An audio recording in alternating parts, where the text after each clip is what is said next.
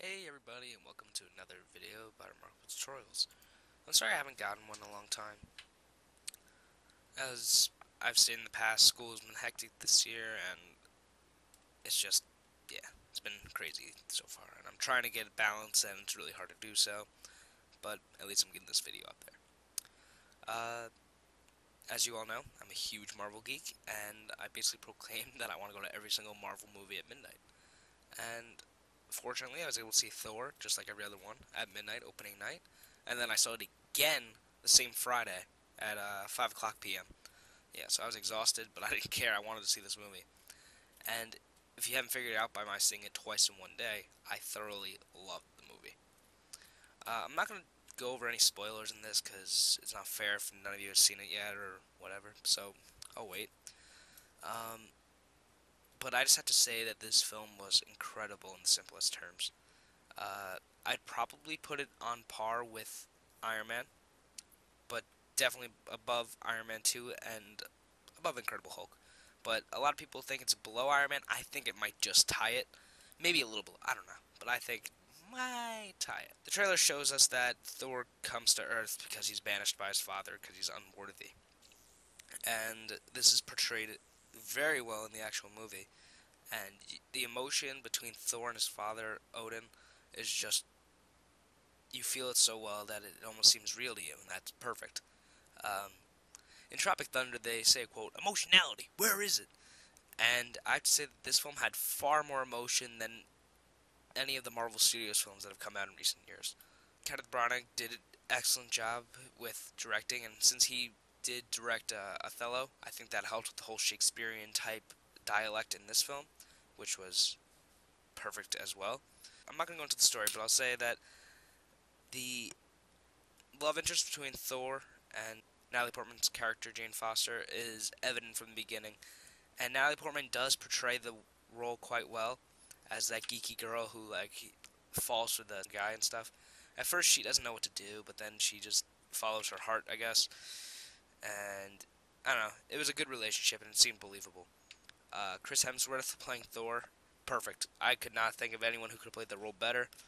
And he and Tom Hiddleston, they stole the show completely. If they didn't have these two, I don't think it would have been nearly as well. But both actors just brought their own different air to the roles, and they just outshone everyone else. Sir Anthony Hopkins, of course, was excellent, and you could also feel the emotionality between for his sons and the anger when he's disappointed and all that good stuff. And of course, Clark Gregg portraying as Phil Coulson was just amazing as always. His character seemed a little bit deferring from the past films, but I guess they have to do that in order for him to have more screen time. But it's still very well done. I had to say that Asgard itself was beautiful. The CGI on that place was absolutely incredible, and it looked completely believable. Like, I didn't say at all, like, wow, that looks like shit, because it wasn't, because it was amazing.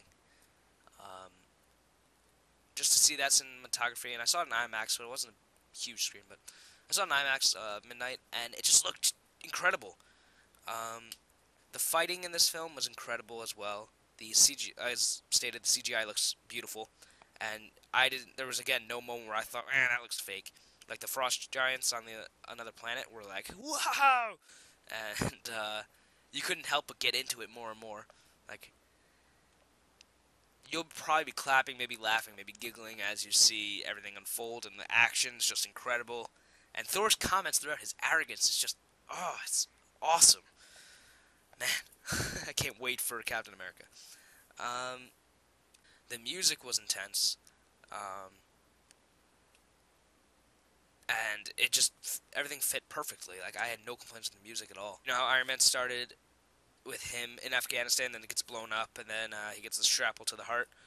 Uh, Thor starts in that sense where they show that happen, then they go back to Thor's life beforehand, and it's just excellent editing on that, and it just looked great. Although I love this film, I have some small complaints.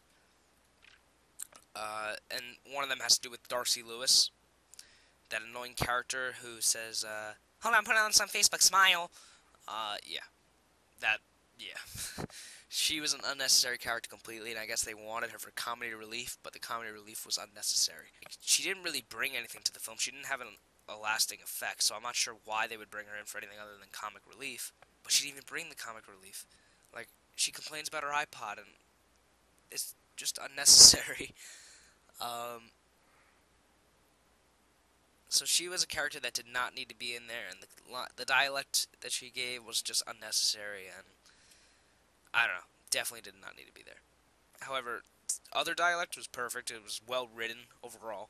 Like, even the Shakespearean dialect for Thor and the rest of the Asgardians was just excellent. Like, Thor says, like, me thinks you're scared of me, which is just, it just sounds weird, but it also gives a sense of realism because Thor's from Asgard. I don't really have any more complaints to this movie. I absolutely loved it, except for those minor issues, which I've already stated. And most of the actors and actresses, especially Natalie Portman, just did amazing in their role. I can't pronounce his name very well. Heimdall. Uh, he was of course in there, and he was just amazing in the role as well. I absolutely loved watching like the seriousness on his face, but his ability to crack jokes sometimes too. It was just very well done for him. So Thor brings excellent cinematography, excellent editing, excellent storytelling, just excellent CGI everywhere. It's just an amazing film. Um, Marvel has outdone itself yet again, bringing us another great movie, and hopefully we'll get more Thors in the future because they left it wide open for that and the Avengers. If you don't realize this, which you probably should by now if you're a Marvel geek, definitely stay after the credits and watch the end scene. It was very insightful. I would not recommend you see it in 3D because I don't feel like it had much of an effect on me except for the a little bit of snow CGI was awesome. But you don't need to see it in 3D. I would definitely recommend 2D. Just as fun an experience doing it like that. All in all, I'm going to give this film a 9.5 out of 10. It does have some minor issues, but it brought me great entertainment and thorough excitement for what's in store in the next couple of years. Um, Whether you agree with what I've said or disagree, let me know what you think of Thor in the comments below. Did you love it? Did you hate it? You let me know. So until next time, guys, I'm Remarkable Tutorials. Thank you for watching. Please subscribe, and I'll talk to y'all later. Thank you.